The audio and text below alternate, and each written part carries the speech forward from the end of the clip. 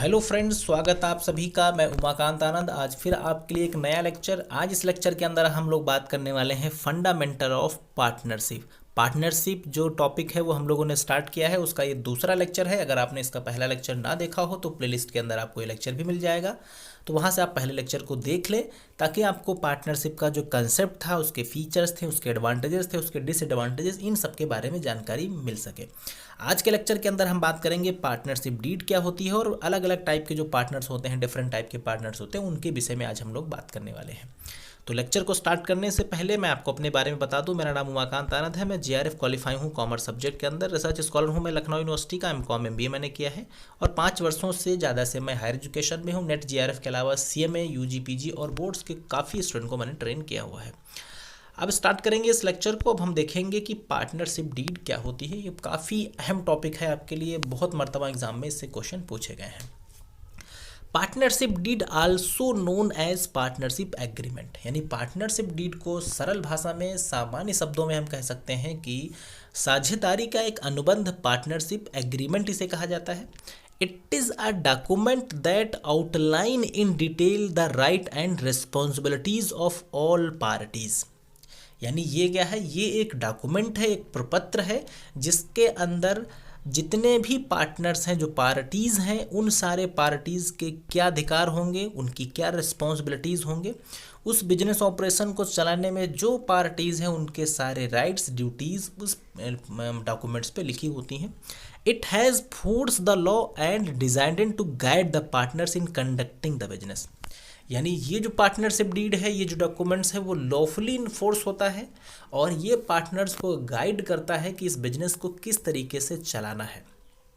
यानी आप मोटे तौर पे ये कह सकते हैं कि पार्टनरशिप डीड एक लीगल डॉक्यूमेंट है जो बिजनेस ऑपरेशन को रन करने में जितनी भी पार्टीज इन्वॉल्व होती हैं उनके राइट्स एंड रिस्पॉन्सिबिलिटीज़ को बयां करता है, उनके बारे में बताता है।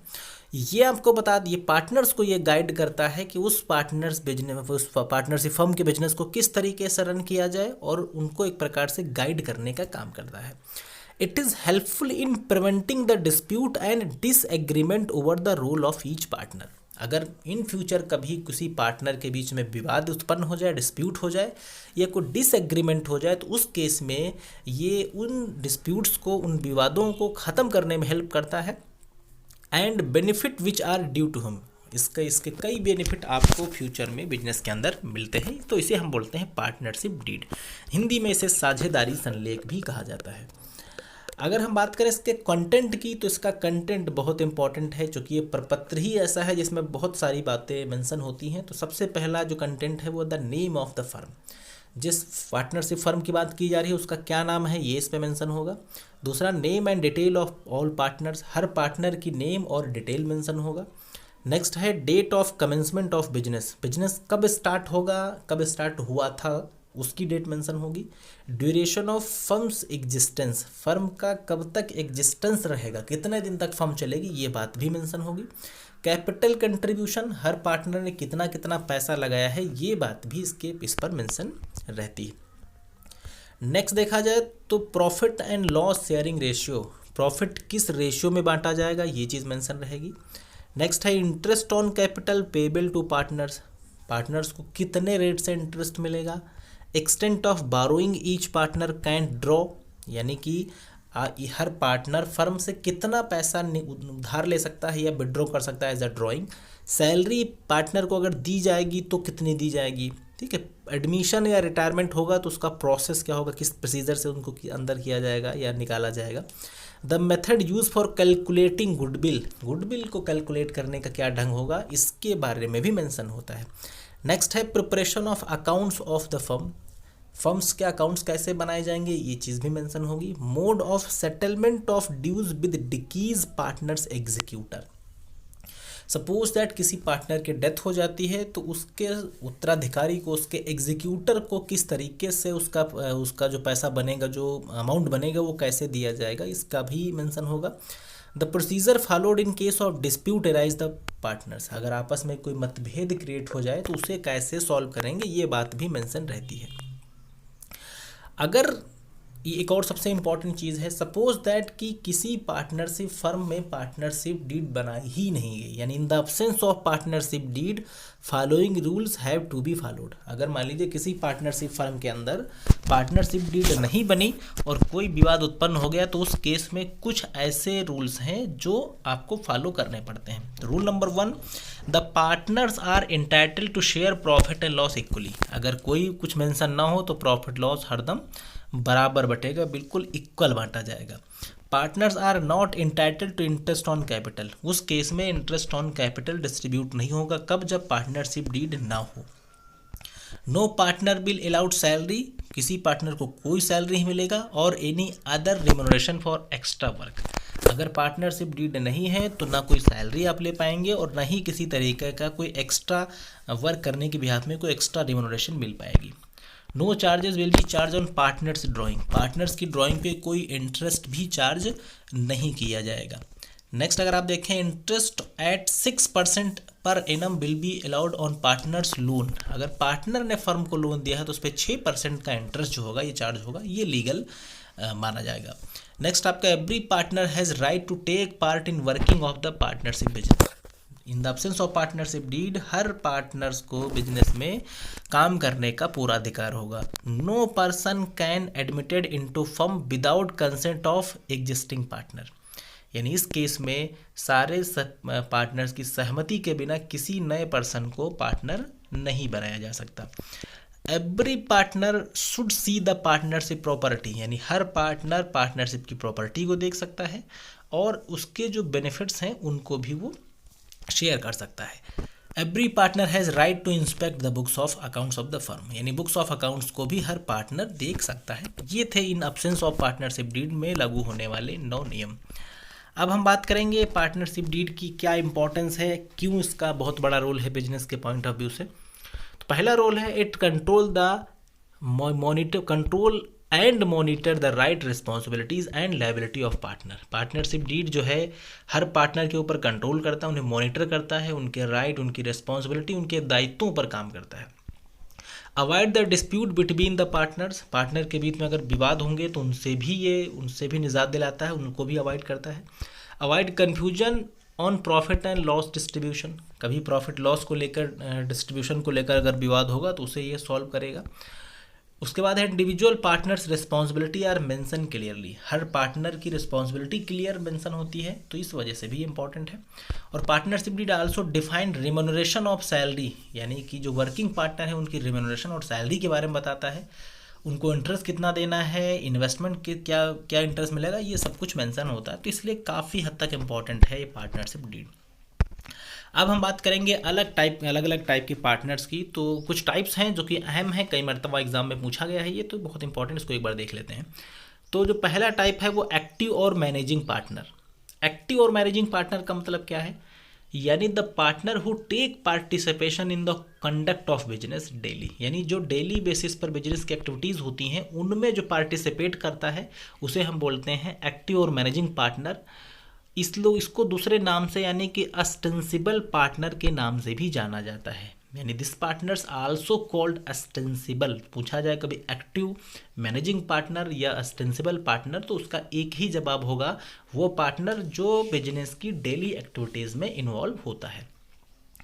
स्लीपिंग या dormant partner, he does not participate in conduct of business but he is bound by conduct all partners but he is bound by the conduct of all partners. यानी कि वो पर्सन जो कि बिजनेस की daily activities में active नहीं होता है, but he is bound by conduct of all partners. इसका मतलब ये है कि बाकी लोग जो हैं बाउंड होते हैं उस बिजनेस को परफॉर्म करने में, वो फर्म का एक हिस्सा होता है बट एक्टिव नहीं होता है। नॉमिनल पार्टनर वो partner, he is a partner of the firm only his name. यानी एक ऐसा पर्सन जो सिर्फ नाम का पार्टनर है, in reality he has no significant or real interest in the firm. यानी वास्तविक रूप में उसका कोई फर्म में रोल नहीं है, सिर्फ उसने नाम दे रखा है एज अ पार्टनर, तो उसे हम बोलते हैं नॉमिनल पार्टनर। नेक्स्ट देखा जाए profit in partner in profit only. ये एक इस तरीके का पार्टनर है जिसका काम सिर्फ प्रॉफिट में हिस्सा मिलता है, यानी the partner who agree to share profit but does not suffer losses, he is not only liable, he is not liable for any liability. इसका कुछ इस तरीके से होता है कि जैसे एक फर्म चल रही है और फर्म को कुछ पैसों की आवश्यकता है, तो उसने किसी एक पर्सन से पैसे लिए और बस सहमति उसके साथ ये बनी कि उसे पार्टनर बना लिया जाएगा। तो उसने फर्म के साथ ये कॉन्ट्रैक्ट किया कि देखिए मैं आपको पैसे दे रहा हूँ, मुझे प्रॉफिट जब होगा तो मैं प्रॉफिट में हिस्सा लूँगा, ना मेरी कोई एक्स्ट्रा लाइबिलिटी होगी और ना ही मैं नुकसान के केस में आपका सहभागी बनूंगा। तो उससे हम बोलते हैं पार्टनर इन प्रॉफिट ओनली। एक होता है minor partner. Minor can not be partner according to the Indian contract act. पहली चीज़ कि भारतीय अनुबंध जो एक्ट है उसके तहत कोई भी माइनर पहली चीज़ तो पार्टनर नहीं बन सकता। दूसरी चीज़, but he can not admitted to get the benefit of all partners gives the content. और ये भी है कि but he can be admitted, यानी इसका मतलब ये है कि लेकिन उसे पार्टनरशिप में एडमिट किया जा सकता है अगर सारे पार्टनर्स उसे सहमति दे तो। His will share of profit equally but his liability will be limited, यानी वो प्रॉफिट तो बराबर बांट सकता है बट उसकी लायबिलिटी जो होंगी वो लिमिटेड होंगी in case of loss of the firm, अगर फर्म को लॉस होता। पार्टनर माइनर को तभी ज़्यादातर केसेस में पार्टनर बनाया जाता है जब किसी पार्टनर की डेथ हो जाए और उसका माइनर सन जो हो वो बिजनेस के लिए इच्छुक हो, तो उस केस में ही माइनर को हम लोग पार्टनर बनाते हैं। लास्ट है इसका कि पार्टनर बाय स्टॉपेल। इसका क्या मतलब है? It means when the person is not a partner, ऐसा केस जहाँ पर एक पर्सन पार्टनर नहीं है but he has represent himself by conduct और वर्ड्स और another person to be partner, यानी बट उसने अपने आप को पार्टनर के रूप में रिप्रेजेंट किया, वो चाहे उसने बाय वर्ड्स रिप्रेजेंट किया हो या किसी दूसरे पर्सन के द्वारा उसे पार्टनर रिप्रेजेंट किया गया हो, then he can not deny afterward, और उस केस में उसने पार्टनर्स के रूप में डिनाई भी ना किया हो, तो even though he is not a partner but becomes a partner by holding out और बाय पार्टनर स्टॉपेल, यानी इस केस में वो पार्टनर बन सकता है। अब इसको एक एग्जाम्पल के थ्रू मैं समझने की कोशिश करता हूँ। जैसे कि एग्जाम्पल के लिए मान लीजिए कि एक फर्म है, उस फर्म के अंदर 3 पार्टनर हैं, ए, बी और सी। इसमें का जो ए है वो किसी पर्पस के लिए, किसी काम के पर्पस से मान लो कि दूसरे स्टेट जाता है अपने एक एम्प्लॉय डी के साथ, यानी ए जो पार्टनर और उसका एम्प्लॉय जो है वो डी बी नहीं डी है, एक इसका एम्प्लॉय डी, 2 लोग मिलके, एक है इसमें पार्टनर एक है एम्प्लॉय, जो कि किसी कॉन्ट्रैक्ट से संबंधित दूसरे स्टेट में जाते हैं। अब मान लो कि वहाँ पर जो सामने वाला बंदा था उसने पूछा इनसे कि भाई देखिए हम आपके साथ सहमति तो साइन तो कर देंगे एग्रीमेंट पे, लेकिन हमें एटलीस्ट 2 पार्टनर्स की सहमति चाहिए। तो वहाँ पे ए ने रिकमेंड कर दिया कि देखिए हम लोग 2 ही पार्टनर हैं, हम हैं और ये मेरे पार्टनर हैं मिस्टर डी, और दोनों लोग हम आपके इस एग्रीमेंट से सहमत हैं। तो जब ए ने डी को as a partner by words बोला एक नए पर्सन से जहाँ एग्रीमेंट होने की बात हो रही है, और डी ने कुछ मना भी नहीं किया, डी ने ये नहीं कहा कि नहीं हम सर तो एम्प्लॉय, हम आपके पार्टनर कहाँ है, उसने ऐसा कुछ नहीं बोला। तो सामने वाले पर्सन ने ये मान लिया कि ये डी जो है वो एक्चुअल में पार्टनर ही है, क्योंकि नहीं होता तो शायद इसने डिनाई किया होता। तो इस सिचुएशन में डी पार्टनर ना होते हुए भी पार्टनर बाय स्टॉपेल माना जाएगा। आई थिंक आपको एग्जाम्पल समझ आया होगा। तो इस लेक्चर के अंदर आज हम लोगों ने बात करी पार्टनरशिप डीड और अलग टाइप के पार्टनर्स के बारे में। मुझे उम्मीद है लेक्चर आपको अच्छा लगा होगा। लेक्चर अच्छा लगा इसे लाइक शेयर कर सकते हैं, चैनल को सब्सक्राइब ना किया हो तो कर लें ताकि अपकमिंग लेसन्स के वीडियो आपको प्राप्त हो सकें। So thanks for watching this video, have a nice day.